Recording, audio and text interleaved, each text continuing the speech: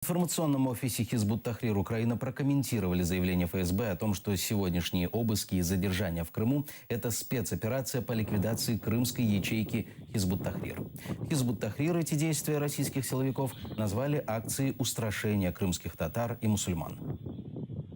Здесь имеет место такое воздействие, попытка устрашения, усмирения крымских татар, крымских мусульман. С одной стороны, это обвинение в признании экстремистской организации представительного органа, и пока еще практика, в принципе, небольших штрафов. С другой стороны, это максимальное устрашение, это борьба с Хизбут Тахрир, обвинение в террористической деятельности, где санкции по первой части статьи 205.5 сегодня уже составляют вплоть до пожизненного.